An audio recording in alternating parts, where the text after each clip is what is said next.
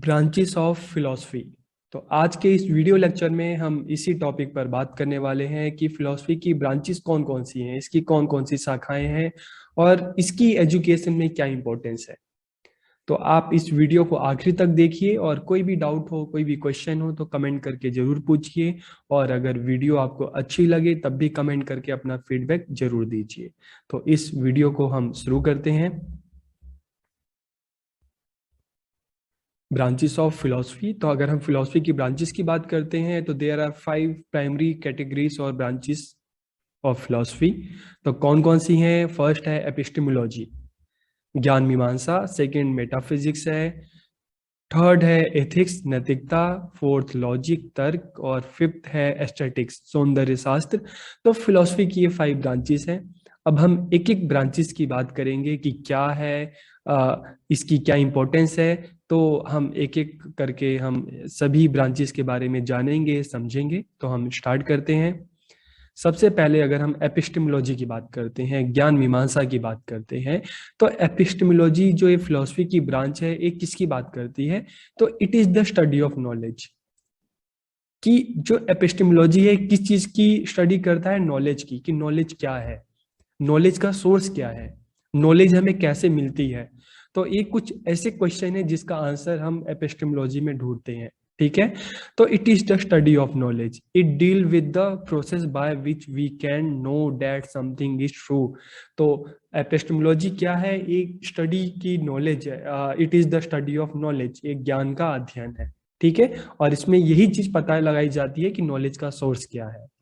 तो epistemology is a branch of philosophy that investigates the origin, nature, methods and limits of human knowledge. Okay.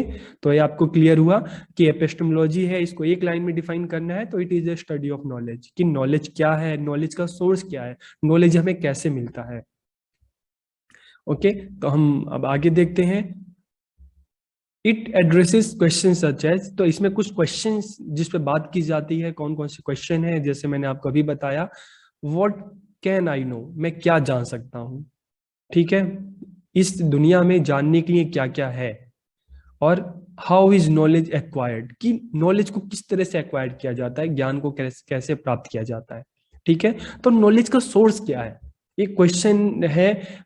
Epistemology में ये question अक्सर आता है कि हाउ इज नॉलेज एक्वायर्ड, कि नॉलेज का सोर्स क्या है। तो इसका आंसर भी इसमें है कि नॉलेज का सोर्स क्या क्या है। तो इसमें भी दो ग्रुप है।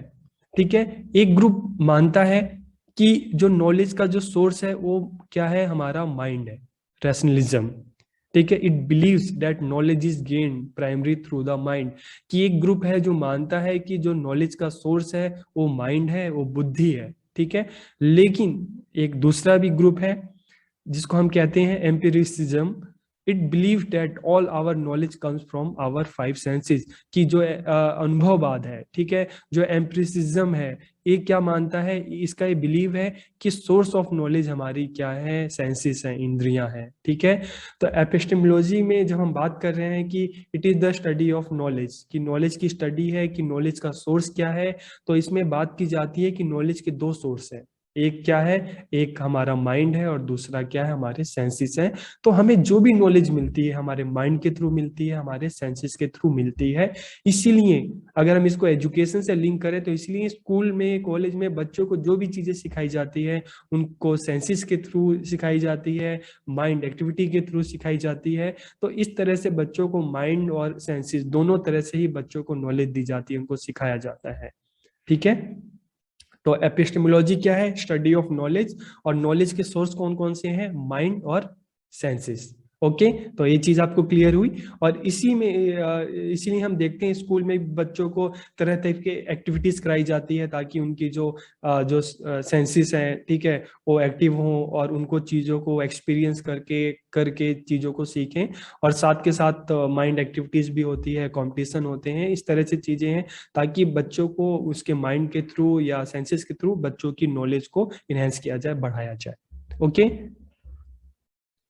अब फिलोसफी की जो सेकंड ब्रांच है मेटाफिजिक्स, तत्व मीमांसा। तो एपिस्टेमोलॉजी जो है स्टडी ऑफ नॉलेज है, तो मेटाफिजिक्स क्या है? ठीक है। तो the word metaphysics derives from the Greek word Meta, which means beyond, and physics which means nature. कि मेटाफिजिक्स क्या है कि जो हमें दिख रहा है, जो हमें दिख रहा है, जो नेचर, जो फिजिक्स, ठीक है, जो ये फिजिकल वर्ल्ड है, इसके अलावा भी बियॉन्ड द नेचर, ठीक है, बियॉन्ड द फिजिक्स, तो इसके अलावा भी, तो इसमें किस चीज का पता लगाया जाता है कि it is a branch of philosophy that tries to answer the question what is real, कि रियल क्या है, रियलिटी क्या है, वास्तविक क्या है, जो हमें दिख रहा है क्या यही रियल है, रियलिटी है, या इसके अलावा भी कुछ और भी रियल है। तो मेटाफिजिक्स में इसी चीज की बात की जाती है, फिलोसफी की ब्रांच है जिसमें बात की जाती है कि रियल क्या है, वास्तविक क्या है। ओके, तो अगर हम इसको कहते हैं, इसको अगर हम डिफाइन करने की कोशिश करें, तो metaphysics is the study of reality, कि तत्व मीमांसा वास्तविकता का ज्ञान है। ओके, तो epistemology is the study of knowledge and metaphysics is the study of reality. It deal with the fundamental question of reality, कि यह वास्तविकता के मूलभूत प्रश्नों से संबंधित है। The metaphysical issue most discussed are the existence of God, soul and the afterlife। किसमें सबसे ज्यादा जो बात की जाती है कि सोल क्या है, गॉड क्या है, ठीक है, हमारी जो अभी जो लाइफ है इसके बाद भी क्या कोई लाइफ है, ये जो ऐसे क्वेश्चन है मेटाफिजिक्स में इन्हीं चीजों की बात की जाती है। जो हम जिस वर्ल्ड में रहते हैं, क्या यही एक रियल वर्ल्ड है या इसके अलावा भी कोई और दुनिया है। आपने देखा होगा नासा है, इसरो है, लगातार इस तरह से जो स्पेस सेंटर में, वहां पे भी उनके सेंटर हैं, अक्सर मतलब इस रिसर्च में लगे हुए हैं कि इस वर्ल्ड के अलावा भी क्या और भी दुनिया है, कितनी दुनिया है। ठीक है, तो जो हमें दिख रहा है इसके बियॉन्ड, कि रियलिटी जो हमें दिख रही है क्या वही है या उसके अलावा भी कुछ है, क्या गॉड का एग्जिस्टेंस है या सोल का एग्जिस्टेंस है या नहीं है। तो इन्हीं चीजों पर जो है मेटाफिजिक्स में बात की जाती है। ठीक है, तो मेटाफिजिक्स क्या है, द स्टडी ऑफ रियलिटी। तो कई बार स्कूल में भी हम देखते हैं कि बच्चों को वास्तविक या रियलिटी क्या है, तो बच्चों को भी इस तरह से कई बार एक्टिविटी दी जाती है, चीजों को कराया जाता है, उनको प्रोजेक्ट वर्क दिए जाते हैं, उनको असाइनमेंट दिए जाते हैं, ताकि बच्चा खुद से चीजों को ढूंढे, सर्च करे, चीजों का पता लगाए। ओके, तो हम आगे बढ़ते हैं। It examines the true nature of reality weather visible और इनविजिबल। जैसे मैंने आपको बताया कि ये वास्तविकता की वास्तविक प्रकृति की जांच करती है, चाहे वो दृश्यमान हो या अदृश्य हो। Okay, physics study the loss of the external form of existence, metaphysics think over the real essence of thing. कि भौतिक विज्ञान अस्तित्व के बाहरी रूपों नियमों का अध्ययन करता है, लेकिन मेटाफिजिक्स जो तत्व मीमांसा है वो चीजों के वास्तविक सार पर सोचता है कि एक्चुअल में रियल क्या है, जो दिख रहा है वही है या उसके अलावा भी कुछ है। फिजिक्स तो क्या है, जो दिख रहा है उसकी बात करता है, लेकिन ये जो दिख रहा है वो भी, और जो नहीं दिख रहा उसकी भी बात करता है। जैसे हम अपने अर्थ की बात करते हैं, क्या और भी बहुत सारे अर्थ हैं, हो सकते हैं, तो इस पे भी इस पे भी रिसर्च किया जा रहा है, पता लगाया जा रहा है। Okay, the subject matter of metaphysics includes the self, the world and the God. कि तत्व मीमांसा के विषय क्या है, आत्मा, संसार और ईश्वर। ठीक है, इट एड्रेसेस क्वेश्चन सच। तो इसमें जो कुछ क्वेश्चन है, तो मैंने कुछ क्वेश्चन इसमें दिए हैं ताकि आपको और चीजें अच्छे से समझ में आ जाए। इज द वर्ल्ड वन और मैनी, क्या ये दुनिया एक ही है या एक से अधिक है। अक्सर आपके भी मन में ऐसे क्वेश्चन चलते होंगे। व्हाट इज रियलिटी, वास्तविकता क्या है। व्हाट इज ट्रूथ, सत्य क्या है। हु आई एम, मैं कौन हूँ। इज देयर अ गॉड, क्या इस दुनिया में भगवान है। ठीक है, तो ये कुछ ऐसे क्वेश्चन है, मेटाफिजिक्स में इसी का आंसर ढूंढने की कोशिश की जाती है, की जा रही है, और आगे भी चलती रहेगी। ओके, और अलग अलग फिलोसफर्स हैं, अलग अलग फिलोसफी हैं, सबने इसके बहुत सारे आंसर दिए हैं कि इज द वर्ल्ड वन और मैनी। तो कई ये है कि जो ये वर्ड है, कुछ फिलोसफी कहती हैं कि एक ही है, लेकिन कुछ कहती हैं कि नहीं, there are two types of world, spiritual and physical. Physical जो दिखता है और स्पिरिचुअल जो दिखता नहीं है। ठीक है, तो इस तरह से क्वेश्चन है, आप अलग अलग फिलोसफी को पढ़ोगे तो सबने इन क्वेश्चन को अपने अपने तरीके से एक लॉजिक के साथ इसका आंसर दिया है। ओके, अब हम थर्ड बात करते हैं एथिक्स की, नैतिकता। The word ethics is drive from the word ethos which means character. तो इथिक्स का रिलेशन संबंध किससे है? कैरेक्टर से है। ओके, तो in this way ethics is the science of human character, habits and behaviour, की नैतिकता मानव चरित्र, आदतों और व्यवहार का विज्ञान है। तो इसलिए ethics is also called moral philosophy, तो इसलिए नैतिकता को नैतिक दर्शन भी कहा जाता है। तो मैं फिर से रिपीट कर रहा हूँ, हमने इपिस्टेमोलॉजी की तो स्टडी ऑफ नॉलेज, हमने मेटाफिजिक्स किया तो study of reality, and ethics की किया तो इथिक्स क्या है? It is the science of human character, habits and behaviour. ठीक है, ethics is the study of right और रॉन्ग, कि नैतिकता क्या सही है क्या गलत है उसकी स्टडी करता है। ओके, तो यहां तक क्लियर हुआ। अब हम आगे आते हैं लॉजिक। लॉजिक क्या है? तो देखो, कोई भी रियलिटी, जब कोई चीजें तब प्रूफ होती है जब उसके पीछे कोई लॉजिक हो। आप सब बहुत जगह स्कूल में होंगे, कॉलेज में होंगे, डिबेट कंपटीशन में जाते होंगे, तो डिबेट कंपटीशन में भी अक्सर वही जीतते हैं जिनके पास अपनी बात को प्रूफ करने के लिए लॉजिक होता है। तो लॉजिक भी फिलॉसफी का बेस है। हर फिलॉसफी जितनी भी अलग, चाहे इंडियन हो चाहे वेस्टर्न हो, जो भी फिलोसफर्स रहे हैं उन्होंने अपनी बात को प्रूफ करने के लिए लॉजिक दिया है, और जहां पे लॉजिक नहीं वहां पे रियलिटी नहीं। अगर हम कोर्ट में केसेस को भी देखते हैं तो जो लॉयर होता है अपनी बात को लॉजिक के साथ कह सक प्रूफ करता है वही जीतता है। तो फिलॉसफी में लॉजिक की बहुत इंपॉर्टेंस है। तो logic is the study of right reasoning, कि तर्क सही विचार का अध्ययन है। Logic is the science of reasoning और आर्ग्यूमेंट, की तर्क वितर्क का विज्ञान है logic. Logic is the basis of all knowledge, तो बिल्कुल सही है कि लॉजिक जितनी भी नॉलेज उसका बेस है। बिना लॉजिक के नॉलेज जो है उसको आप सही नहीं कह सकते। It is hence called the science of sciences, इसलिए इसको हम विज्ञान का भी विज्ञान कहते हैं। ठीक है, तो इतना क्लियर हुआ। अब हम आगे देखते हैं। It helps in avoiding error and arriving at correct generalization in every field of education, कि तर्क का ज्ञान त्रुटि से बचने और शिक्षा के हर क्षेत्र में सही सामान्यीकरण पे पहुंचने में मदद करता है। तो एज ए टीचर आप क्लास में कुछ भी बच्चों को सिखा रहे हैं, बता रहे हैं, तो उसके पीछे लॉजिक जरूर बताइए कि अगर ये ऐसा है तो क्यों है, ताकि आप अपनी टीचिंग को इफेक्टिव बना सकें और बच्चों को सही नॉलेज दे सके। तो नॉलेज जो भी बात कहें एक लॉजिक के साथ कहें। Good logic includes the use of good thinking skill and the avoidance of logic fallacies, कि अच्छे तर्क में अच्छी सोच कौशल का उपयोग और तर्क के पतन से बचना शामिल है। तो जो भी बात कहें एक लॉजिक के साथ कहें, एक तर्क के साथ कहें। ओके, अब जो फिलोसफी की जो फिफ्थ ब्रांच है, एस्थेटिक्स, सौंदर्य शास्त्र। ओके, तो एस्थेटिक्स क्या है, सौंदर्य शास्त्र क्या है?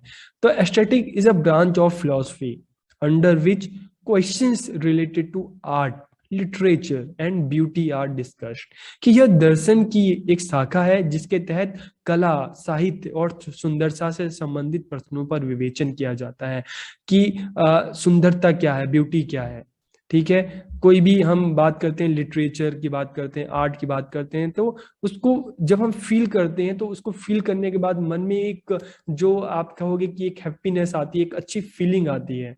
तो इन चीजों का, इस ब्यूटी का इसमें क्या किया जाता है, स्टडी की जाती है। ठीक है, तो aesthetic studies how artist imagine, create and perform works of art, कि सौंदर्य शास्त्र अध्ययन करता है कि कैसे कलाकार कला के कार्यों की कल्पना, निर्माण और प्रदर्शन करते हैं। जैसे इस इमेज में आपने एक पैरोट को देखो, तो आप इसको ध्यान से देखो तो कितना कलरफुल है। जब जो फोटो जिसने इस फोटो को क्लिक की होगी तो उसने मतलब उसके मन में भी इस तरह का होगा ना कि हाँ, इसकी जो ब्यूटी है, कि इसका जो कलर है, जैसे नॉर्मली पैरोट ग्रीन कलर के होते हैं, लेकिन इसमें स्काई ब्लू भी है, ऑरेंज भी है, रेड भी है, ग्रीन भी है। तो इसको देखकर मन में एक अंदर एक अच्छा जो फील आता है। तो एस्थेटिक में इस तरह की है कि जो फोटोग्राफर रहा होगा उसकी अपनी क्या मतलब सोच होगी इस फोटो को खींचने की, और देखने वाले ने जब इसको देखते होंगे तो उनके मन में किस तरह की फीलिंग आती है। तो इन चीजों का एस्थेटिक सौंदर्य शास्त्र में अध्ययन, स्टडी की जाती है। Okay, it studies what people see, hear, and what happens in their mind when they look at pictures, listen to music, read and understand poetry. किसमें स्टडी की जाती है कि जब भी हम किसी पिक्चर की तरफ देखते हैं, कोई म्यूजिक सुनते हैं, कोई डांस देखते हैं, ठीक है, कुछ पढ़ते हैं, कोई पोइट्री हम पढ़ते हैं, तो हमारे मन में किस तरह की फीलिंग आती है। जैसे आपने इसमें एक इमेज देख रहे होगे, इसको देखकर आपके मन में क्या आ रहा है, हैप्पीनेस की फीलिंग आ रही है, किस तरह की फील आती है, तो उसकी स्टडी इसमें की जाती है। It is also study how people feel about art and how art can effect their mood, beliefs and attitudes towards life. कि यह भी अध्ययन करता है कि लोग जब कला के बारे में कैसा महसूस करते हैं, जो डिफरेंट फॉर्म आर्ट है उसके बारे में कैसे महसूस करते हैं, कैसे कला जो है आर्ट है हमारे जीवन पर, हमारी व्यू ऑफ थिंकिंग पर किस तरह से वो अपना इफेक्ट डालता है, किस तरह से प्रभावित करता है। तो इन चीजों की स्टडी की जाती है। ठीक है, तो in this there is a discussion of the beauty express by the artist, creation, composition. इसमें कलात्मक कृतियों, रचनाओं आदि से अभिव्यक्त होने वाले सौंदर्य का विवेचन होता है। Its main purpose is to discuss the joyful feeling that comes in our mind after seeing a beautiful object। कि किसी भी सुंदर वस्तु को देखकर हमारे मन में जो आनंददायी अनुभूति होती है, हमें उसका विवेचन करना ही इसका मुख्य उद्देश्य होता है। ओके, तो aesthetic is the philosophy of art. तो सौंदर्य शास्त्र कला का दर्शन है। This is the science of beauty, यह सौंदर्य का विज्ञान है। इस वीडियो लेक्चर में हमने ब्रांचेस ऑफ फिलोसफी की बात की कि there are 5 branches of philosophy. First जो है एपिस्टेमोलॉजी, जिसमें हम नॉलेज की स्टडी करते हैं, स्टडी ऑफ नॉलेज। फिर हमने मेटाफिजिक्स की बात की, स्टडी ऑफ रियलिटी। फिर हमने इथिक्स की बात की कि इसमें किस चीज की स्टडी की जाती है, वैल्यूज की। ठीक है, ह्यूमन बिहेवियर, ह्यूमन हैबिट्स की बात की जाती है। फिर हमने लॉजिक की बात की कि लॉजिक की क्या इंपॉर्टेंस है, और उसके बाद फिर हमने एस्थेटिक्स की बात की, सौंदर्य शास्त्र की बात की। तो ये सारी फिलोसफी की ब्रांचेस हैं। तो मुझे उम्मीद है कि आपको फिलोसफी की जो अलग अलग ब्रांचेस हैं इसके बारे में आपको पता चल गया होगा। और अगर वीडियो अच्छा लगे तो आप जरूर कमेंट करके अपनी फीडबैक अपना दीजिए। आप सबका बहुत बहुत धन्यवाद।